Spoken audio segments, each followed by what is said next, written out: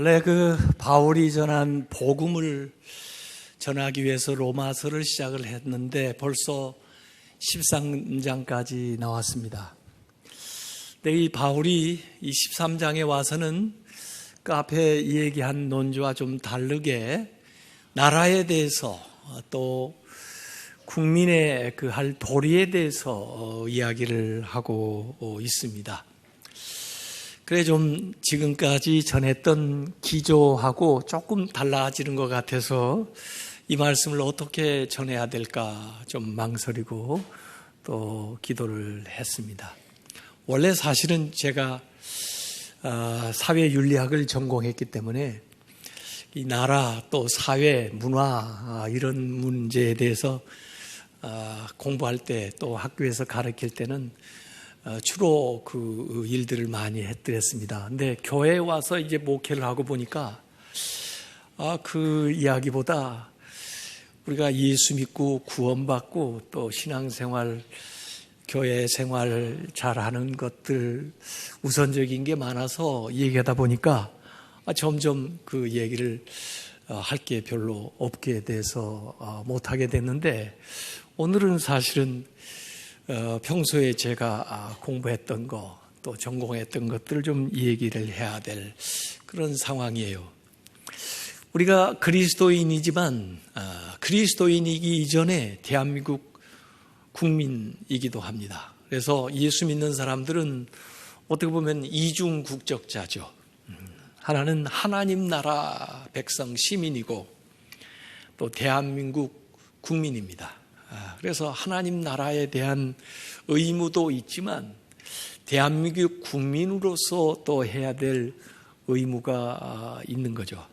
그래서 이 세상에 살아갈 때 우리가 그리스도인으로서 어떻게 또 대한민국 사람으로서 살아갈 거냐, 그 얘기를 오늘 좀 나눠보려고 생각을 합니다.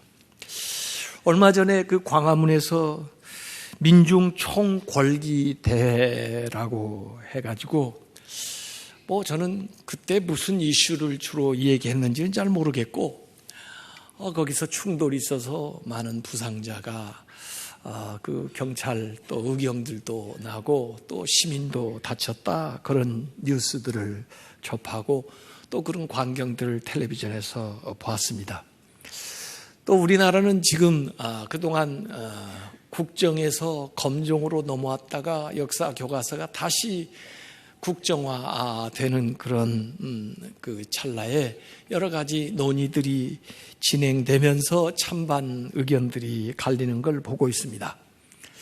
또 얼마 전에는 차별금지법이라는 것을 제정한다 해가지고 거기 안에는 종교 차별 금지를 해서 신앙의 자유가 있듯이 또 안 믿을 자유도 있으니까 공공장소에서 또 이 전도하는 것에 대한 어떤 제재 또는 심지어 기독교 목적으로 세운 사립학교라 할지라도 거기에서 채플이나 성경 과목을 가르치는 것에 대한 불법성 이런 이야기들을 기도하는 걸 못하게 하는 이런 것들도 거기에 포함된다는 것이 있었었고 또 차별금지 가운데 이 동성 간의 동성애도 차별을 해서는 안 된다. 성적 소수자들의 권리를 인정을 해줘야 된다. 그래서 동성애를 합법화하고 그렇게 되면은 동성 간의 결혼도 인정하게 되고 그러면 가정이나 결혼에 대한 개념들도 달라진다 하는 이런 이야기들이 요새 주변에 나오고 있습니다. 물론 이게 아직 법제화가 되질 않고 또 반대하는 측이 많기 때문에 여러 논의 과정에 있지만은 어떤 식으로든지 다시 논의가 될 가능성은 많다 이렇게 생각이 되고요. 또 요사이 우리가 뉴스에서 보는 대로 IS 테러로 인해서 많은 사람들이 죽고 있고 또 공포에 시달리고 있고 또 이슬람권의 문제 그리고 시리아 난민의 문제 이런 것들이 우리가 현실 세계에서 살아가면서 기독교인으로서 어떻게 책임적인 결단과 행동을 해야 되느냐, 무슨 목소리를 내야 되느냐 하는 것에 대한 그런 생각을 오늘 조금 기본적으로라도 방향을 제시해 보려고 생각을 하고 있습니다. 우선 과거의 역사에서 지금까지 교회와 국가의 관계를 두고 보면은 국가가 교회를 다스린 경우가 있습니다. 강압적으로 다스리기도 하고 또 법적으로 국가가 교회 위에 있어서 국가의 수장이 자동적으로 교회의 수장이 되는 영국 국교회 같은 그런 경우가 있습니다. 정교 일치를 이루어 보려고 하는 거죠. 과거에 그 동방 정교도 그런 교리를 가지고 있었고 지금 이슬람은 그런 정책을 펴고 있는 거죠. 또 반대로 교회가 국가를 다스리고 지배하던 경우가 있어요.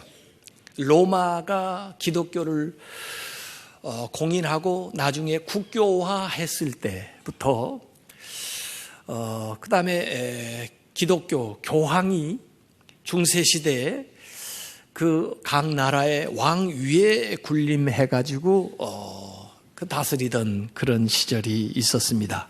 그런 아이디어는 신정 정치를 이루어보겠다, 신이 통치하는 정치를 해보겠다 하는 그런 사상적인 기조가 거기에 깔려 있죠. 그런데 와서 대부분의 민주국가의 형태는 우리나라를 비롯해서 미국 같은 데는 교회와 국가의 영역이 서로 다른 것을 인정하고 서로 협력할 건 협력하고 또 서로 견제할 것은 견제하면서 그런 긴장 관계를 유지해 나가는 것이 현대 대부분의 국가들이 취하고 있는 그 모습이라고 볼 수가 있습니다. 그러니까 대체로 관계로 보면 갈등 관계에 있을 때가 있었고요. 갈등 관계 안에서는 국가가 종교를 탄압을 한 때도 있었고 초기 기독교가 그랬습니다. 그래서 예수님의 제자들이 거의 다 순교를 했어요. 그런 중에도 하여간 믿음을 지키고 또 순교자를 내면서도 복음을 전파하고 그렇게 하면서 교회가 생존해 왔는데 나중에는 이제 그 협력 관계에 들어가서 그 국가가 종교를 공인할 뿐만 아니라 국교화하고 그렇게 해서 협력 관계를 이루어할 때가 있었어요. 그런데 기독교 역사로 보면은 중세 주로 암흑기는 가톨릭 교회가 교황이 나라를 세속 정치를 좌우하던 그런 시대가 사실은 중세의 가장 암흑기였고 종교도 타락했고 사회도 참 어려운 일들이 많이 발생했던 것들을 우리가 역사에서 보게 됩니다. 지금은 그 종교와 국가의 그 분리 정책, 정교 분리 정책을 쓰는 나라들이 많이 있죠. 어떤 분들은 우리 교우들 가운데도 가끔 기도하는 걸 들어보면 하나님, 기독교가 한국이 기독교 국가가 되게 해주세요. 이렇게 기도하는 사람이 있는데 그거 굉장히 위험한 겁니다. 나라는 나라고 기독교는 기독교지 우리나라가 기독교 국가가 된다. 그러면 아까 얘기한 대로 중세시대 그 암흑기처럼 말해요. 종교가 타락할 수도 있고 국가도 부패할 수도 있고 그래요. 기능들이 다 다른데 영역이 다른데 그걸 같이 할 수가 없죠. 물론 우리 기독교 지도자 장로님들이나 교회 지도자들이 세상에 나가서 그분들이 대통령도 할 수 있고 장관도 하고 또 그렇게 되면 훨씬 나라가 좋아질 것 같아요. 저는요.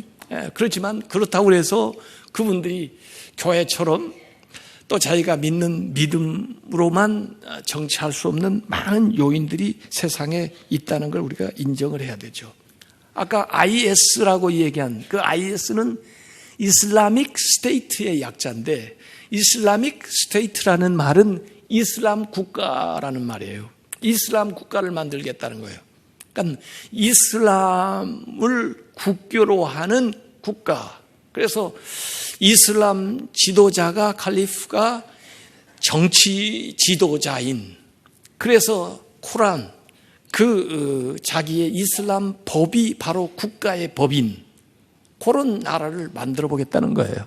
물론 이슬람이 국교인 나라도 있고 이슬람이 대다수를 이루는 나라들이 있지만은 이것은 완전히 종교와 국가를 통합한 그런 체제를 만들어 보겠다는 겁니다. 그렇게 해서 나라 구분 없이 하여간 이슬람이라고 하는 것으로서 통합을 해보겠다 하는 그런 목표를 가지고 저들이 나아가는 거죠. 그래서 극단적인 행동, 우리가 보는 우려할 만한 일들이 지금 많이 발생하고 있는 겁니다. 기독교 윤리학에서 많이 보는 책 가운데 라이놀드 니브가 쓴 Moral Man and Immoral Society라는 책이 있어요. 도덕적 인간과 비도덕적 사회라는 책인데, 우선 인간은 잘하면 도덕적인 인간이 될 수 있다는 거예요. 양심적으로 또 우리 신앙생활에서는 성결하게 이렇게 살아가는 개인을 만드는 그것은 어느 정도 가능한데, 개인은 도덕적일 수 있어도 사회는 비도덕적이라는 거예요. 사회의 구성원들이 어떤 조직을 만들 때 또는 노동조합을 만들 때 국가 정당을 만들 때 전부 개인의 이익을 대변하기 위해서 개인의 이기심 때문에 그런 조직을 만든다는 겁니다. 그렇기 때문에 그 조직태는 개인하고 달리 비도덕적인 면이 많이 내재되어 있다는 거예요. 더구나 인간은 이 권력을 추구하는데 힘을 가지게 되면은 그 힘은 남용될 여지가 너무나 많다는 거예요. 그래서 개인은 계몽하고 개인적인 차원에서의 윤리를 시행해도 되지만 국가와 사회는 사회의 시스템 또 그 조직적인 또 그 권력을 분산하는 이런 방식의 사회 윤리는 개인 윤리과 다른 차원에서 접근이 돼야 된다는 것이 그 라이놀드 니버의 기본적인 입장입니다. 그래서 이 세상에는 완벽한 나라가 없고 완전한 정권도 없기 때문에 현실적으로 접근을 해야 된다. 왜 정부의 국가에 복종해야 되느냐? 정부가 칼을 가지고 있기 때문이라고 세 번째 얘기를 하고 있어요. 왜 칼을 가지고 있느냐? 심판할 수 있도록 악한 자를 징계하기 위해서 칼을 가지고 있다는 거예요. 그렇기 때문에 공연히 불필요하게 그들을 대적함으로써 우리의 자유를 빼앗기거나 불이익을 당하거나 복음을 전할 기회조차 잃어버리는 그런 행동하지 마라 하는 것이 바울이 우선 얘기하는 거예요.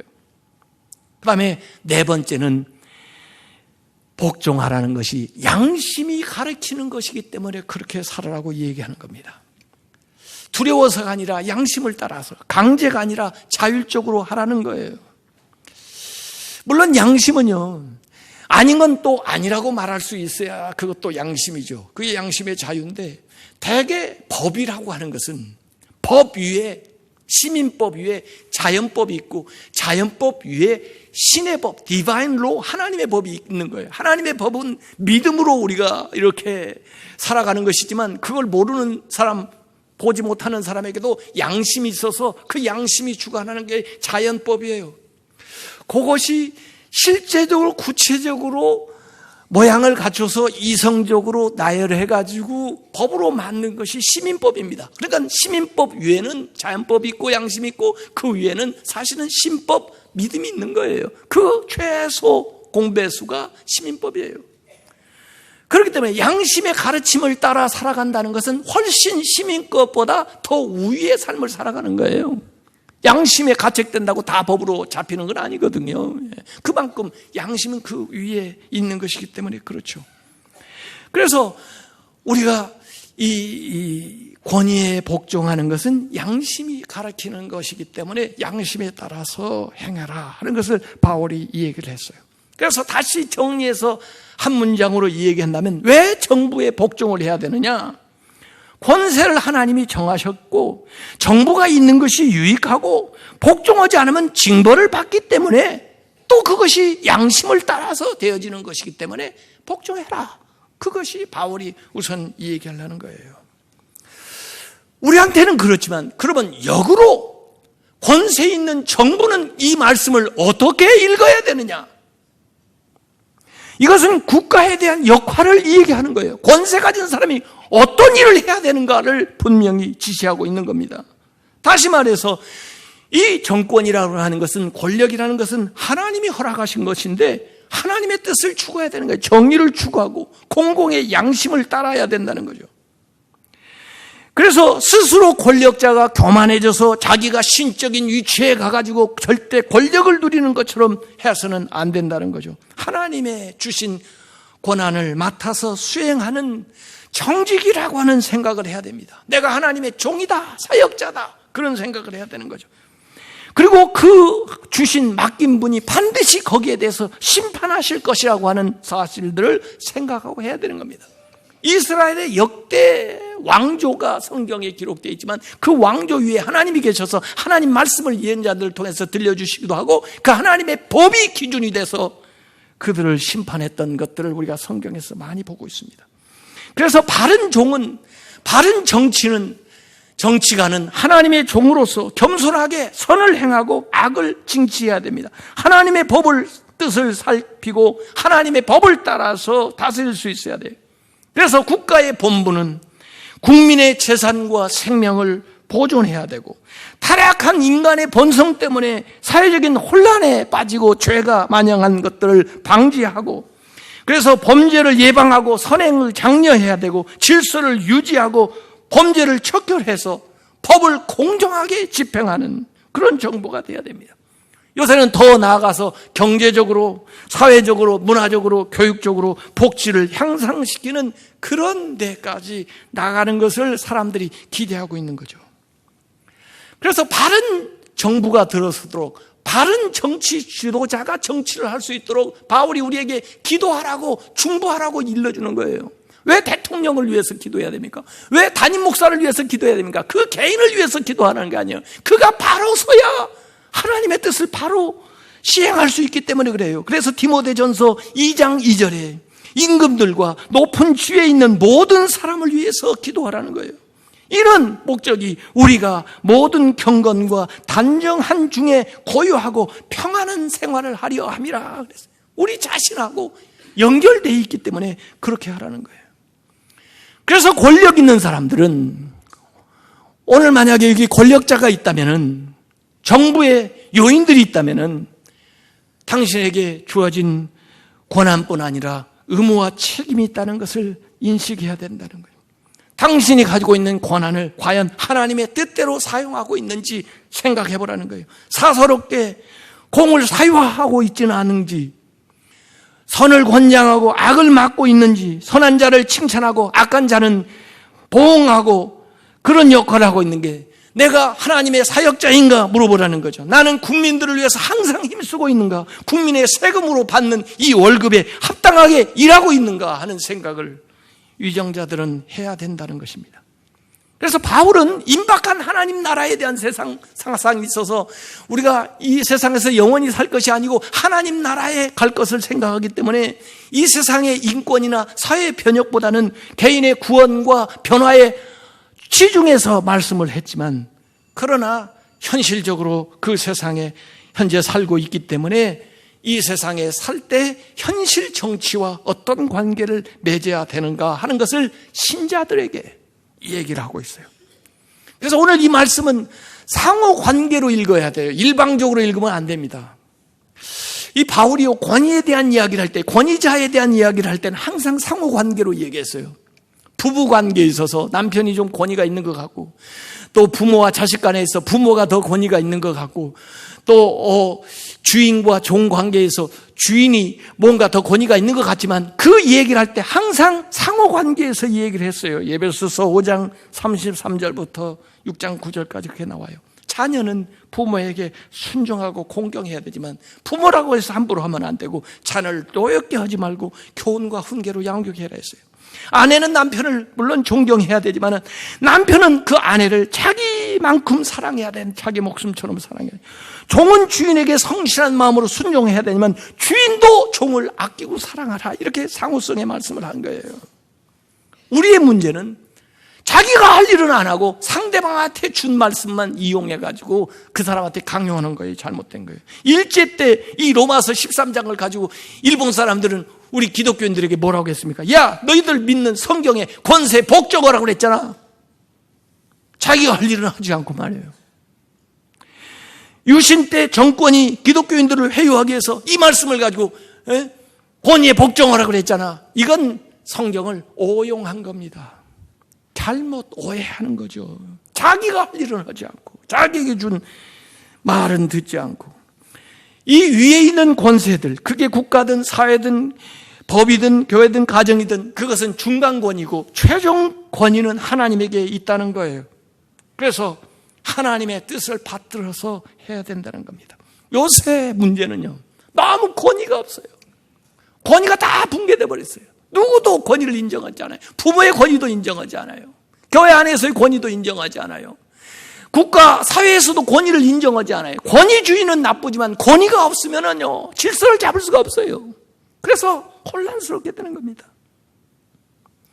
그렇다고 해서 국가의 권위, 권세를 가진 사람의 그 권위가 절대적이라는 얘기는 안 했습니다. 우리가 복종한다고 해서 무조건 복종하라고 하지는 않았습니다. 조건적이고 그 다음에 상대적인 의미가 있어요. 성경 안에도 권위에 대해서 저항할 수 있는 경우가 분명히 나와 있고 저항한 경우를 잘했다고 한 경우가 분명히 성경에 나와 있습니다. 이것을 시민불복종이에요. 시민불복종의 예가 성경에 나옵니다. 유다가 족장이고 왕 같은 존재지만은 며느리 다말이 봤을 때 잘못됐을 때는 거기에 대해서 저항하는 거예요. 그리고 유다로부터 네가 나보다 의롭다는 말을 들어요. 기생라 보잘것없는 여자지만은 그가 시민 불복종해요. 아비멜렉 때 요담 이 얘기라든지 사울 왕에 대해서 그의 자녀들인 미갈과 요나단이 한 행동이라든지 로보암이 왕이 되어서 강압을 펼치려고 할 때 백성의 회중들이 이야기했던 이 모든 것들은 시민 불복종의 좋은 예가 성경에 나옵니다. 성경은 약한 자의 권익을 보장하고 정의를 수행하라고 그랬고 잘못된 것에 대해서는 분명히 지적해서 이야기한 것이 성경에 나옵니다. 어떤 때 우리는 시민 불복종할 수 있나? 첫째는 하나님의 명령에 위배될 때입니다. 아무리 국가라도 그건 중간 단계인데 더 높은 상위의 법인 하나님의 법에 위배되는 것을 강요할 때 노라고 말해야 됩니다.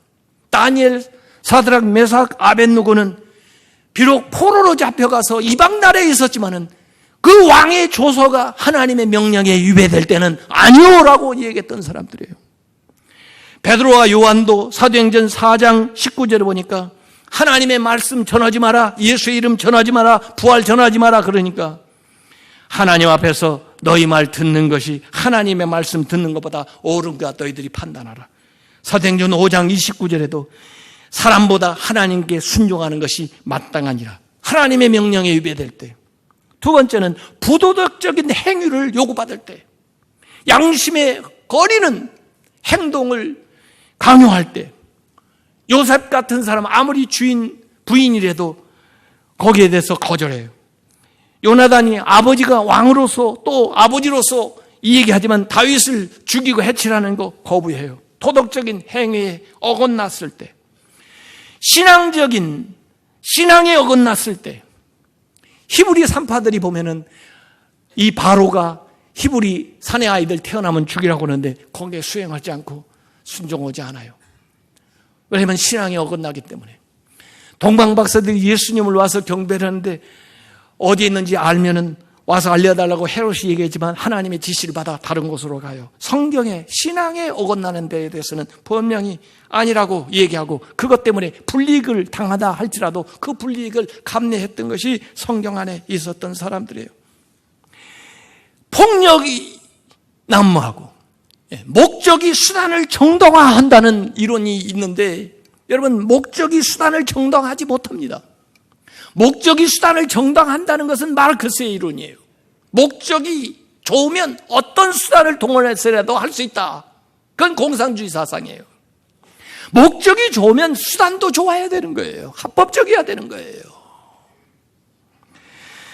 그래서 이 IS도 지금 자기들이 세우고 있는 목적을 위해서 수단 방법을 가리지 않고 저렇게 자살, 폭탄, 테러, 폭동 이런 것들을 자행하고 인간의 목숨조차 수단으로 여겨버리는 그런 우려할 만한 일들을 벌이고 있는 거예요. 우리나라 시 문화가 분명히 바뀌어야 됩니다. 폭력시, 복면을 쓰고 시위하는 것, 공권력 무력화하는 이런 시도는 분명히 바뀌어야 돼요. 준법 투쟁을 해야 되고 폴리스 라인을 준수해야 되고, 물론 사람들은 그럽니다. 닭이 먼저나 달걀이 먼저냐, 과잉 진압이 있으니까 그런 거 아니냐 그러는데, 어쨌든 법을 지키고 상호간에 해야 돼요. 의경들이 남입니까? 우리 자식들인데 우리 자녀들이 왜 거기서 방패맞으라고, 걔들이 왜 부상을 당해야 되고, 걔들을 대항해가지고 상해를 입혀서 무엇이 관철됩니까? 아무것도 되지 않습니다.